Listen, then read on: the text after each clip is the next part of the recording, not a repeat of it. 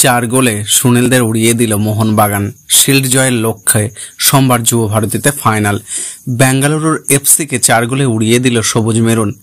কার্যত সেমিফাইনাল খেলতে নেমেছিল মোহনবাগান সুপার জায়ান্ট। বেঙ্গালুরুর মাঠে বেঙ্গালুরু এফসিকেই সেই ম্যাচে 4 গোলে উড়িয়ে দিল সবুজ মেরুন। সুনীল ছেত্রী প্লান্টিক থেকে গোল করার সুযোগ পেয়েছিল, কিন্তু গোলের মুখ খুলতে পারেনি, বেঙ্গালুরু পারেনি। ম্যাচের ফলাফল 4-0। লিগ শিল্ডে জয়ের লড়াইয়ে থাকতে হলে মোহনবাগানকে বৃহস্পতিবার জিততে হতো। এমন ম্যাচে ব্রেঞ্চ কোচ আন্তোনিও লোপেজ ছিলেন না, তার শরীরে এখনও পুরোপুরি ঠিক হয়নি।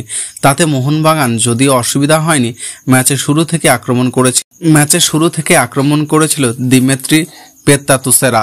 গোলের মুখে প্রথম খোলে 17 মিনিটে পেত্তারসের কর্নার থেকে আসা বলে বাঁ পায়ে ভলি মেরেছিল হেক্টর ইওয়াস্তে, কিন্তু প্রথম চেষ্টায় ব্যর্থ হন। বল লাগে ক্রসবারে, ডান পায়ে শট নেন তিনি।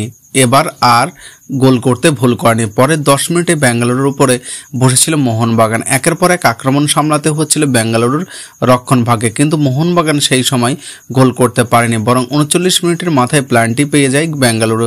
ছেত্রীকে বক্সের মধ্যে আটকাতে গিয়ে ফাউল করে ফেলেছিলেন আনোয়ারি আলী। হলুদ কার্ড দেখেন আনোয়ার, কিন্তু সেই প্লান্টি থেকে গোল করতে পারেনি ছেত্রী।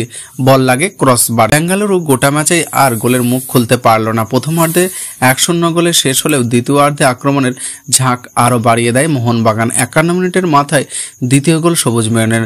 মনদীপ সিংহ গোল করেন। বেঙ্গালুরুর গোলরক্ষক গুরুপ্রীত সিংহের হাতের তলা দিয়ে বল ঢুকিয়ে দেন তিনি। গোলের পাঁচটি বাড়িয়েছিলেন জনি কিয়াকো। 3 মিনিটের মধ্যে 3-0 এগিয়ে যান মোহনবাগান। এবার গোল করেন অনিরুদ্ধ থাপা। কাউকে গোলমুখী শট নিয়েছিলেন, সেই বল আটকে দেন গুরুপ্রীত। ফিরতি বলে ধরে পেথরাস পাস দিয়ে দেন থাপাকে, ভুল করেননি তিনি। বেঙ্গালুরু কাফিনে শেষ পেরেকটি পুঁতে দেন আমাদো সাদিকু। বেঙ্গালুরু রক্ষণভাগ নিয়ে তখন ছিনিমিনি খেলছে মোহনবাগান।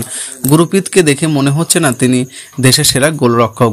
বক্সের মধ্যে বল পেয়েছিলেন মনবীর, তিনি পাস বাড়িয়ে দেন সাদিকুলকে।